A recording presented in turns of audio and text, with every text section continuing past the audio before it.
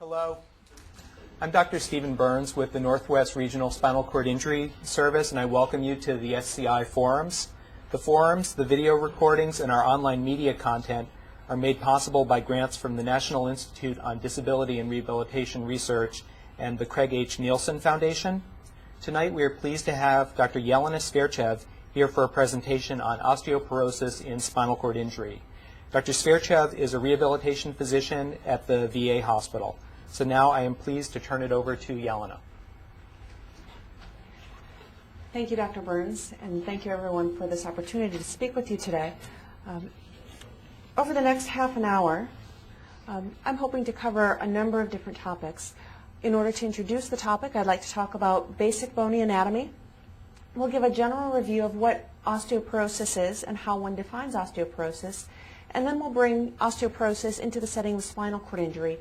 What is it? Where does it occur? Why does it occur? And how it occurs? A common consequence of osteoporosis in spinal cord injury is fractures, and we'll be talking about fractures in spinal cord injury.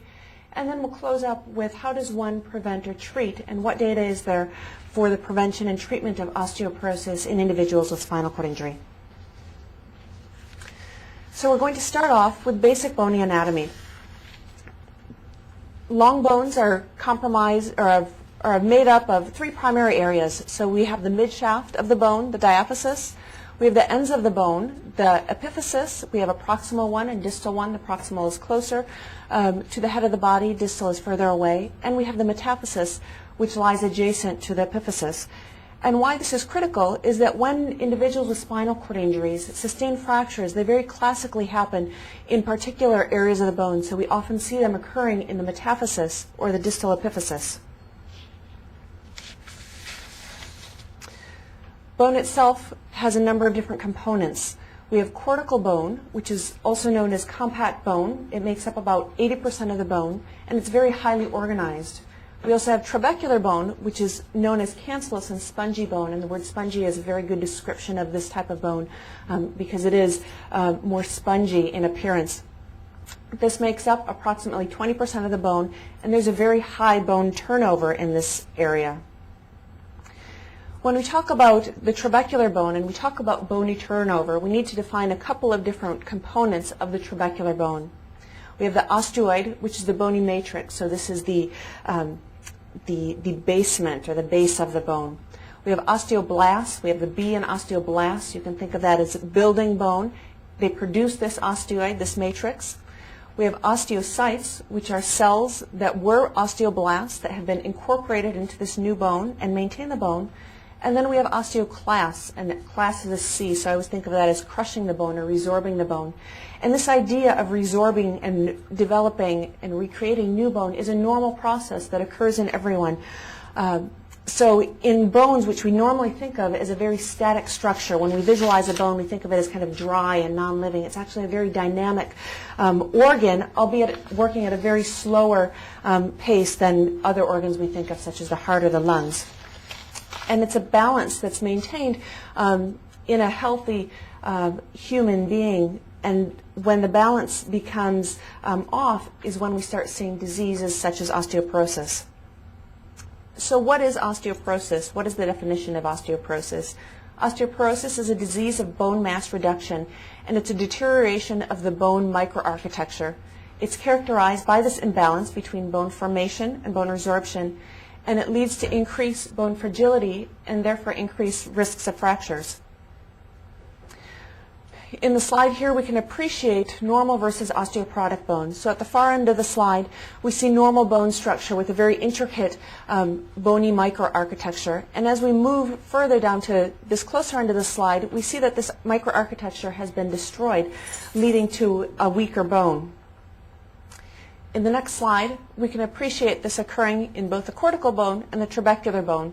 So we see in the top line the cortical bone and how the bony microarchitecture has been destroyed as we go from normal to the severe osteoporosis, and the similar process occurring in the trabecular bone.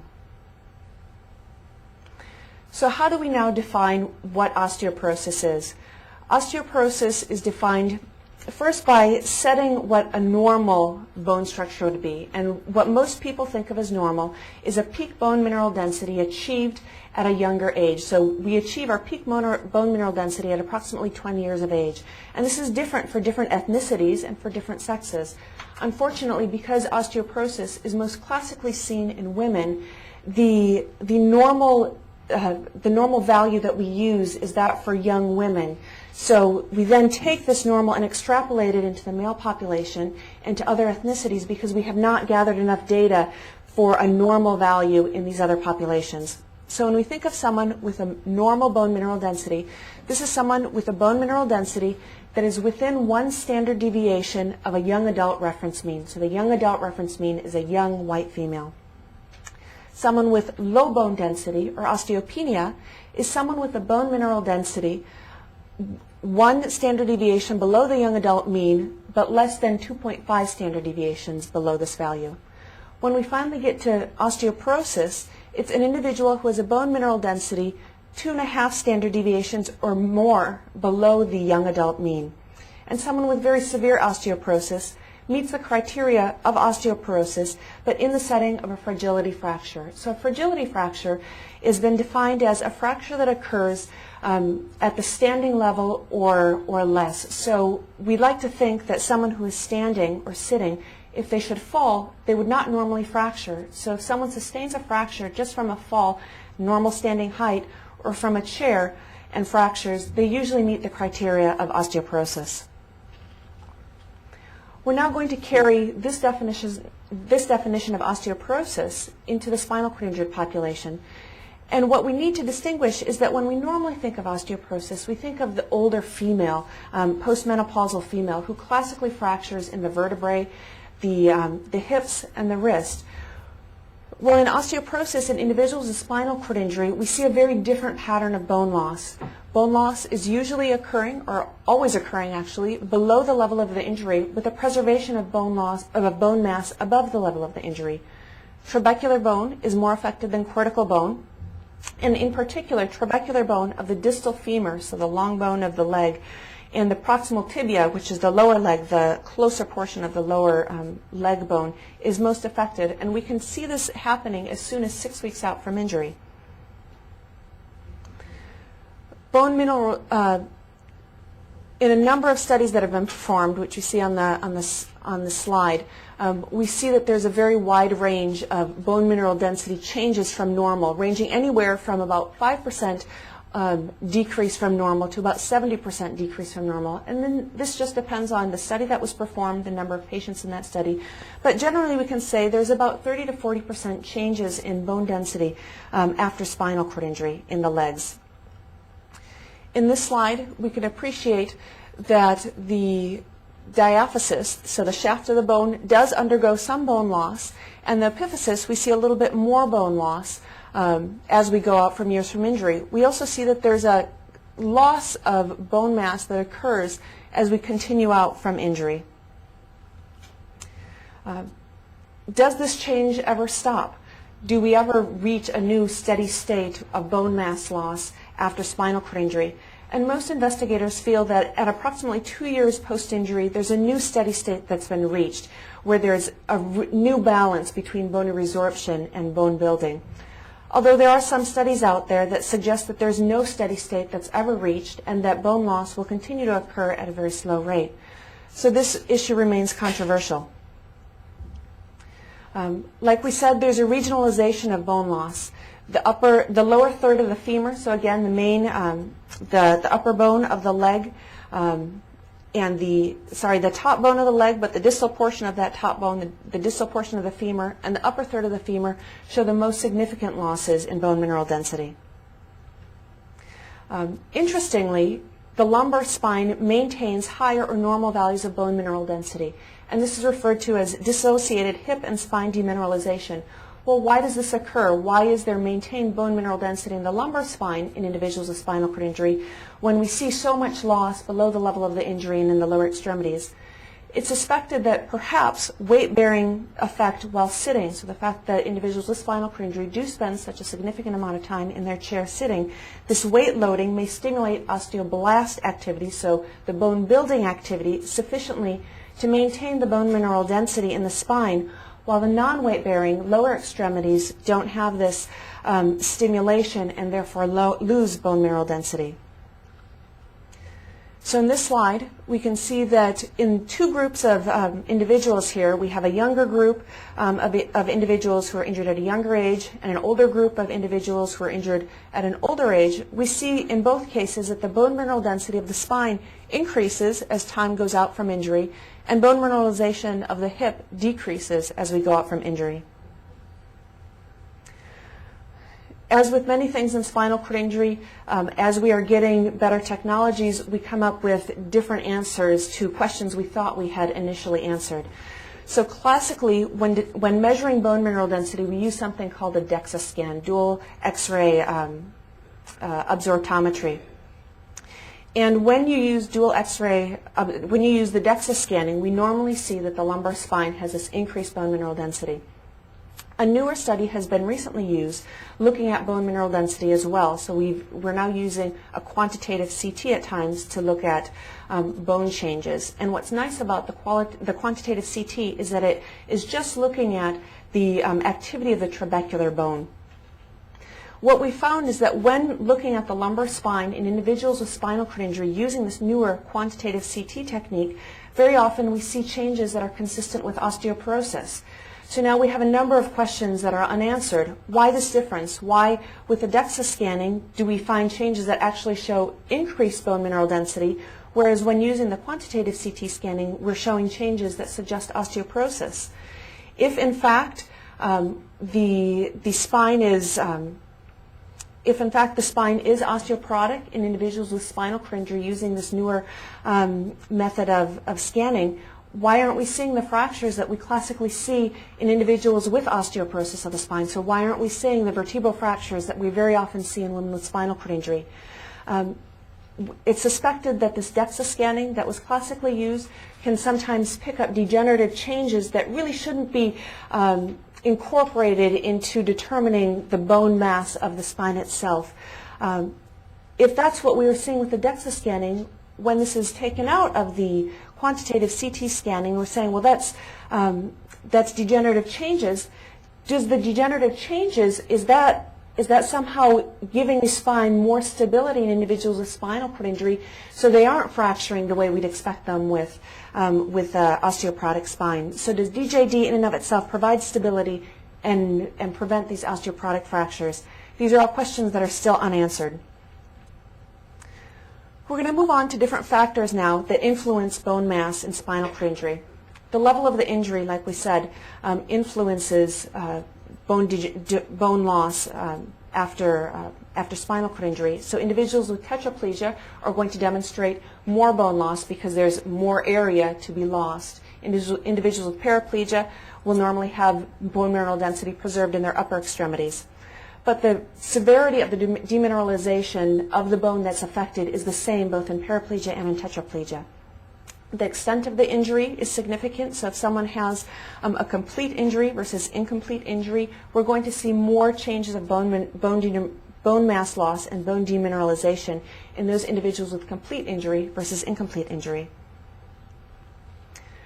An interesting idea has been proposed that spasticity may play a role in maintaining bone mass after spinal cord injury. So some feel that muscle loading of the bones plays a role in maintaining bone mass, so that you need this muscle pulling on the bone in order to maintain that bone mass. So with spasticity, we have activity of the muscles in that sense. So is that providing enough pulling on the bones to maintain bone mass? This is a question that needs to be answered.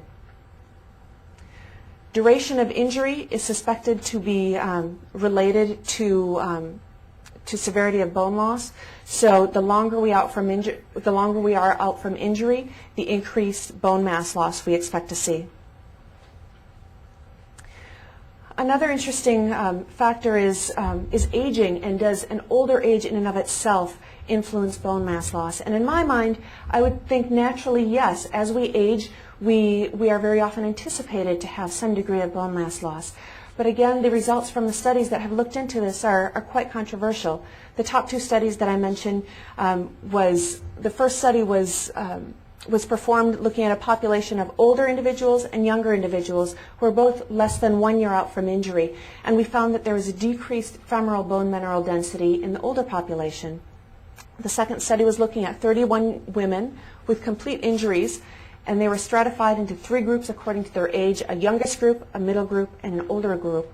And we saw that there was a reduced bone mineral density in the knee in the oldest group. But interestingly, some studies found that it didn't matter how old an individual was, and that didn't affect their bone mass, that it was really the duration since injury that it influenced the bone mass. What we find, unfortunately, with osteoporosis and spinal cord injury is that very often people will suffer fractures. So as the bone mineral density decreases, the fracture risk will increase. And in fact, the incidence of fracture is anywhere from 1 to 34% in the lower extremities. And most fractures really occur following minimal or no injury. So I've had individuals come in saying, you know, I was assisted with a transfer from the floor to the chair and I heard a snap, and sure enough, their leg was broken. Another individual came in and said, I have no idea why my right leg is suddenly swollen. It happened overnight. He couldn't recall any sort of trauma, and again, in his case, there was a fracture there.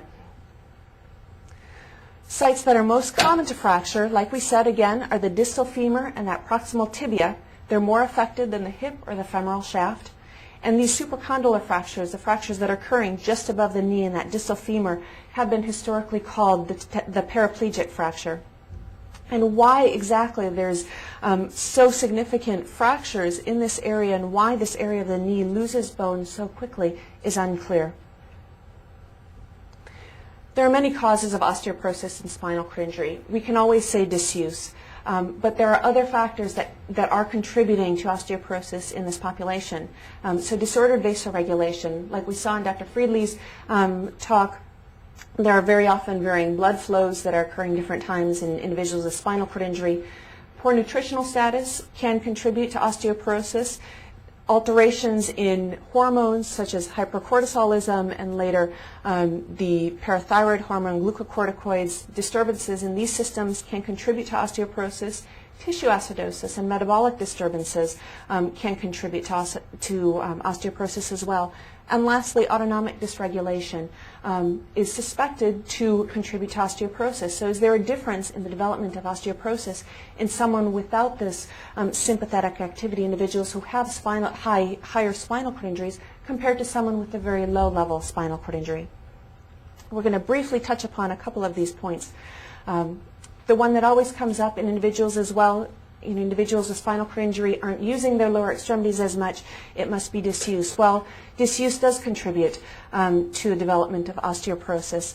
We have units referred to as gap junctions, which are almost like little gates or little doorways between our osteocytes, the cells of the bone, and they transmit mechanical loading, so standing or weight bearing, through different chemicals and intracellular and extracellular signaling to induce the osteoblast, so the bone building cells, or stop the osteoclast activity. So if you don't have this mechanical loading of the bones, you don't have the stimulation of the osteoblast, and that could perhaps contribute to the formation of osteoporosis. Additionally, because the sympathetic modulation and the vasculature in the delivery of blood to peripheral areas in spinal cord injury may be affected, there's some thought that this alteration in blood flow may contribute to osteoporosis in spinal cord injury. So if blood is a little sluggish through the periphery or sluggish through the bones, has that interface at the bone and the blood been changed? So is there decreased gas exchange? Is there decreased nutrient exchange occurring at the bone, contributing to osteoporosis? There's a belief that perhaps hyperpressure, so pooling of this blood in this area, is this increased pressure promoting osteoclastic activity, so increased resorption of the bone. We're going to move on now to the treatment of fractures. So like we said, fractures very often do occur in individuals with spinal cord injury. And when they do occur, we need to address them. And what is the best way to address fractures in individuals with spinal cord injury? Historically, we've always tended to favor conservative or non-surgical treatment. more recently, some studies are suggesting that perhaps surgical treatment may be of benefit and may be superior to conservative treatment in the treatment of fractures. We need to weigh out the advantages and disadvantages of both. So with conservative healing, it's non-invasive. It doesn't have the risks of surgery. It allows for very close skin monitoring. It may have fewer complications, and it may be overall less expensive. Disadvantages of conservative treatment, of course, is that it's slower. There might be delayed union or non-union, so that when the bone heals, it never quite comes together, and it may increase the chance of pressure sores. We then look at the surgical advantages and disadvantages.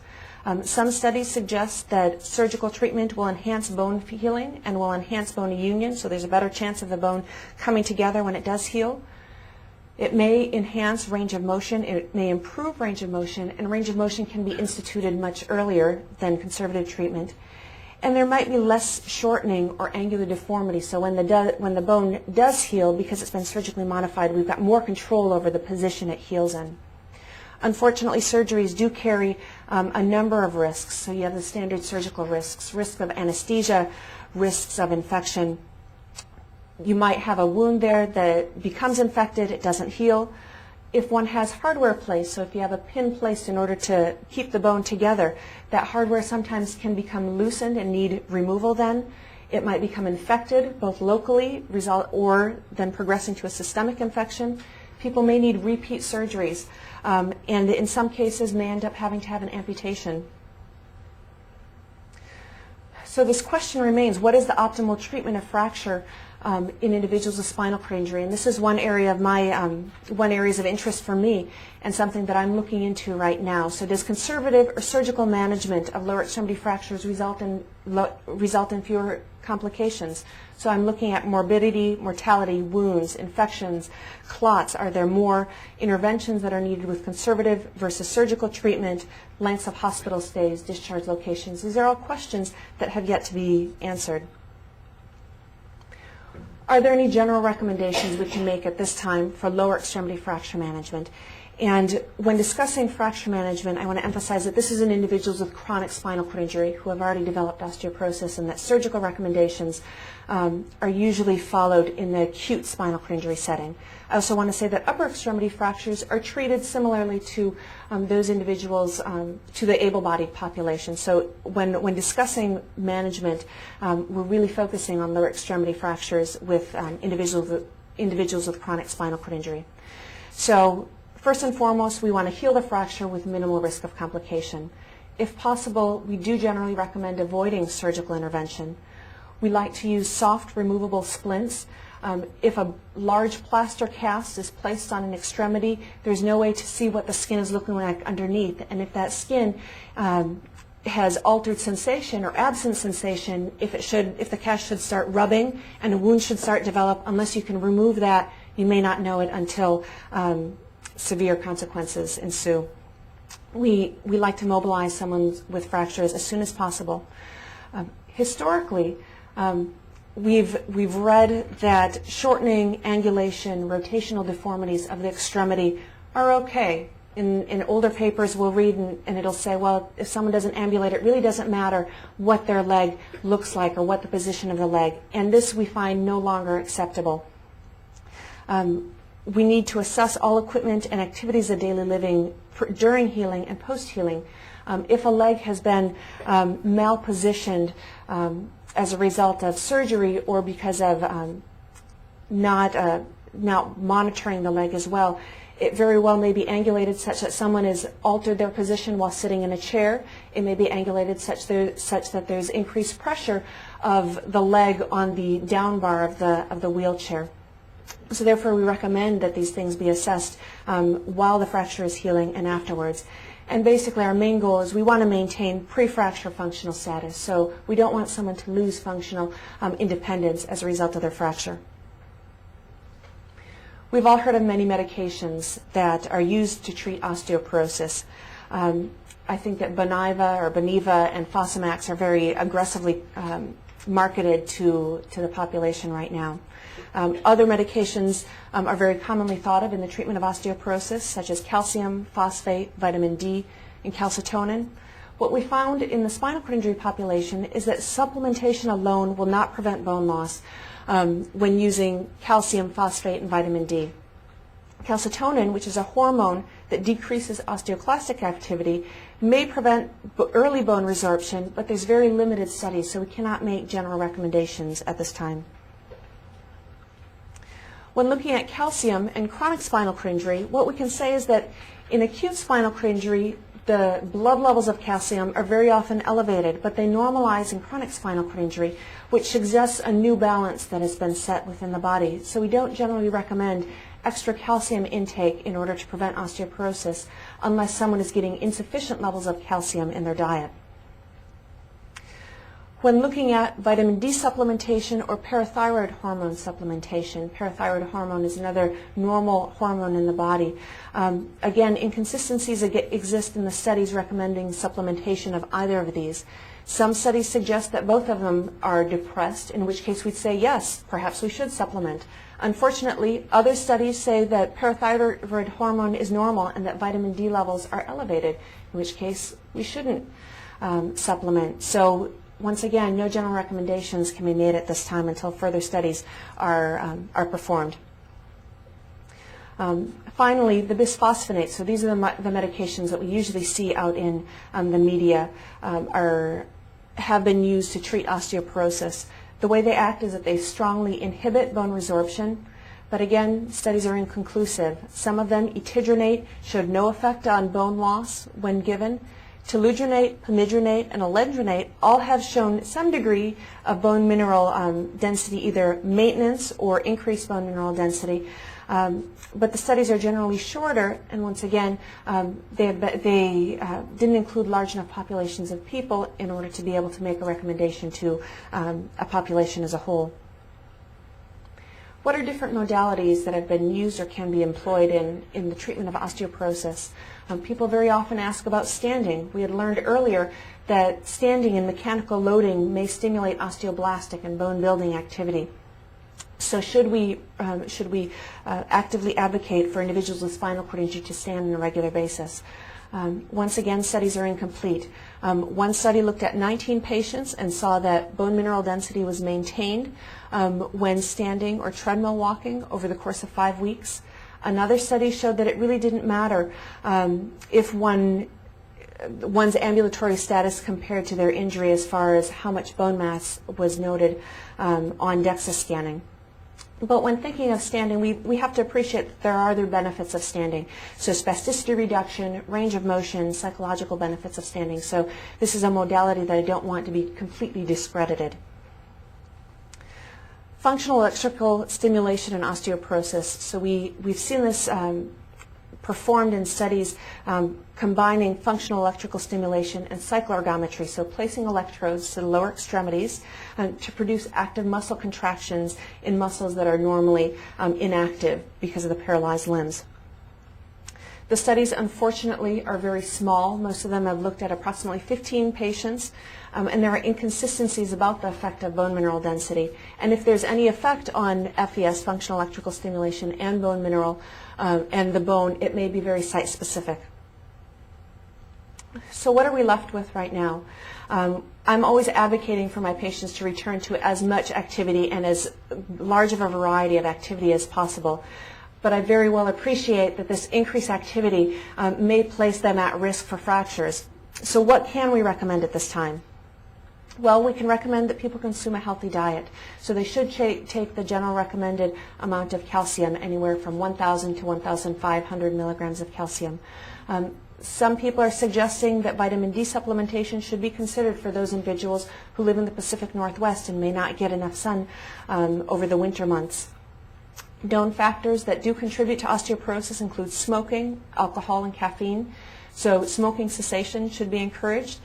Individuals should try to limit their alcohol and caffeine intake. And finally, we should try to avoid falls, try to avoid those situations where we may be fracturing or may be placing ourselves at increased risk of fracture. So making sure that our equipment is safe, making sure that we're practicing safe transfer techniques, and making sure that we're generally in a safe environment. If one is an ambulator, are there throw rugs out on the floor that might be increasing our chances of falling? And overall, still advocate for people to stay physically and mentally active. So what have we learned?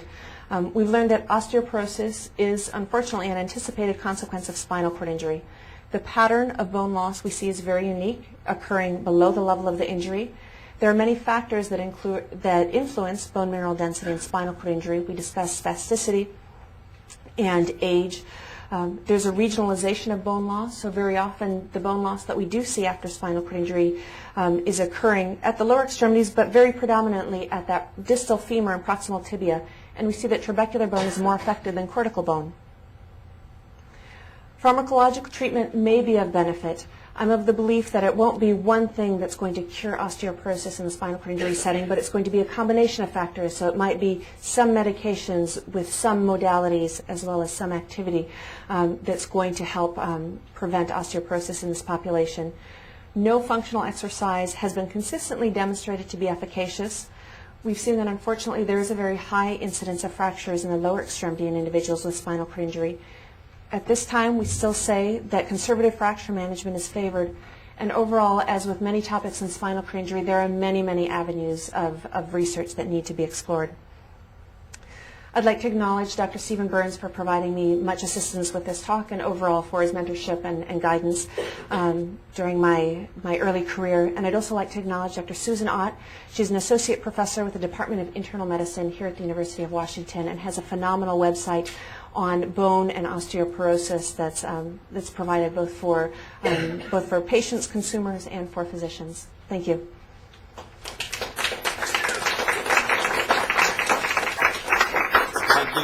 Thank you very much, Dr. Svircev, for your presentation. So now we have some time to take some questions from the audience for Dr. Svircev. I'll just remind if you could please repeat the questions for the audience that the audience has. Yeah, go ahead.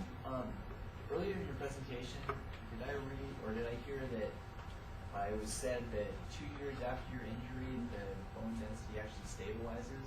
But then later on in the presentation, it seemed like there's a continual loss. And that's where there's this, the question is that initially in my presentation I had said that many people feel that there's a stabilization of bone loss 2 years out, at approximately 2 years out from injury. But later in my slide I had showed a slide that suggests that there's a continual decrease of bone mass loss after injury. And this is where we come up with the challenges in spinal cord injury when looking at the different studies, that very often the studies are smaller, so it's really study specific. Some studies do suggest that there is a stabilization at approximately 2 years out from injury. Some studies suggest that there's a continual loss of bone. What we generally see is kind of a curve that may start slowing down rather than continually going down. But again, this needs to be explored a little bit further. Could you elaborate on the vitamin D and the calcium? And is it what type? But calcium are using phosphorus or a liquid or a powder, and the amounts? The question is, can I specify the amounts of calcium and vitamin D that's generally recommended? I think that different people tolerate different forms.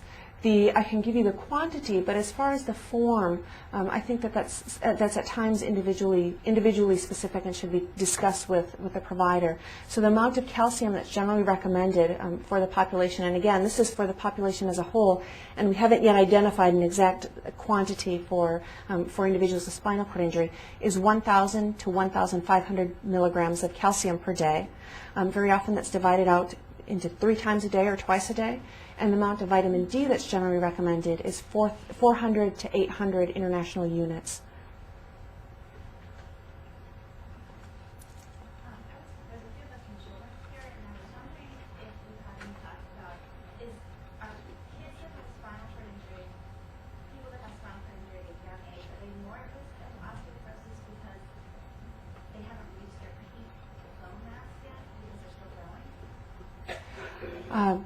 I haven't seen it. The question was, are individuals who are injured at a very young age, so primarily children, are they at increased risk of osteoporosis when compared to an individual who is injured at an older age because the children have not yet reached that peak bone mineral density? I have not seen any studies addressing that question specifically, and again, I think it's because of the very small population, so we just don't have the numbers in order to investigate it. But I'd be inclined to say yes, that very often we do see children having lower extremity fractures, and it likely is related to the fact that their bones never really had a chance to adequately calcify prior to their injury. And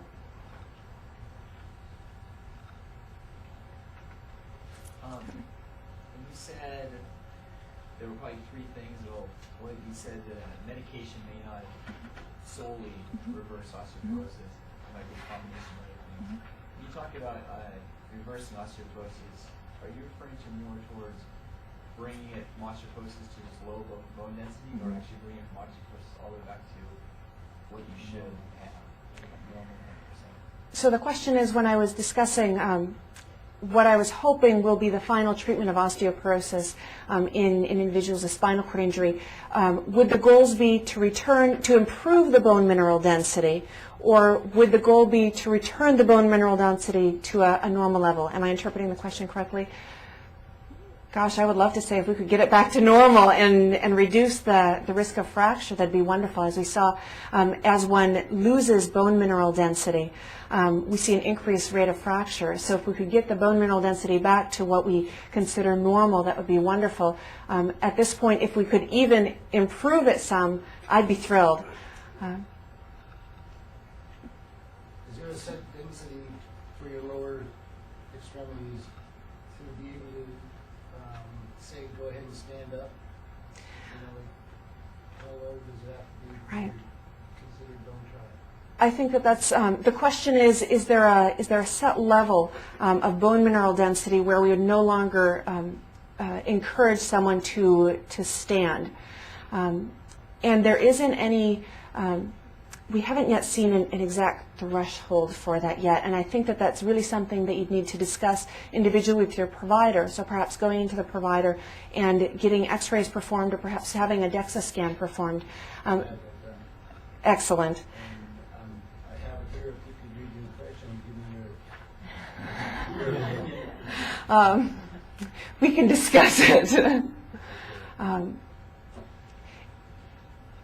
I would encourage people who have not stood for a very long time, if they are considering standing, certainly going into their provider and perhaps getting hooked up with a therapist to see if is standing a safe and viable option. If there are other things that may prevent standing, such as contractures or spasticity, perhaps it may not be the bone that's preventing someone from standing, but rather these other factors. But I'm happy to speak with you. Sit down. Certainly. Can you quantify limiting alcohol and caffeine? Especially caffeine. I mean, is that like one drink a day, several drinks a week, caffeine daily? Or? So the question is, can I quantify limiting alcohol and caffeine intake? I don't know if that's really been evaluated. How much osteoporotic changes we see in someone who drinks 1 to 2 drinks a day versus 4 to 5 drinks a day. I think for overall health and well-being, we generally don't encourage people to use more than one glass of alcohol per day. So I'm going to pounce on that. That's really not related to osteoporosis. And the caffeine question is a very interesting one, and I'll have to get your information and get back to you on that one. I'm just not sure. I don't know, Dr. Burns, if you've seen any literature on that. I'm not sure what the threshold is for either. I know that it's with the alcohol, it's a much more clear risk for people who have alcoholism and are drinking 15 or 20 drinks a day, but I'm not sure how low the threshold is there. And of course, there are some beneficial effects for the heart and other things from alcohol consumption in moderation. for that matter, with caffeine consumption as well. It looks like there may be some things that are beneficial, but I'm not sure where the threshold is for the general population on either one.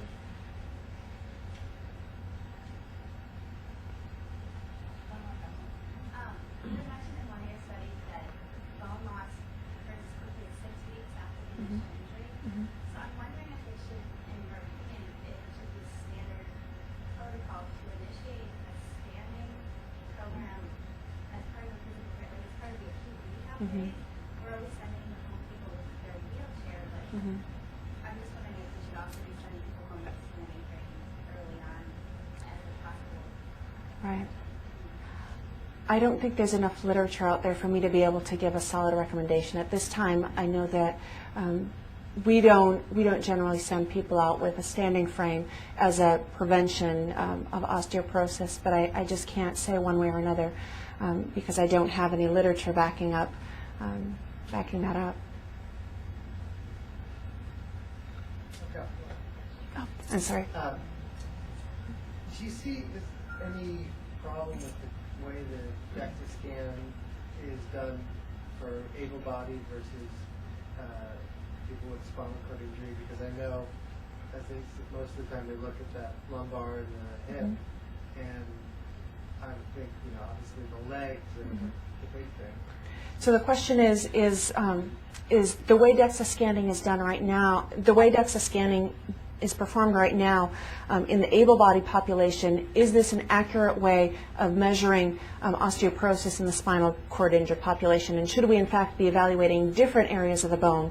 I think that it may be very true that we should be looking at different areas of the bone when evaluating an individual with spinal cord injury for the severity of osteoporosis that they have. It hasn't been done, and it needs to be looked into.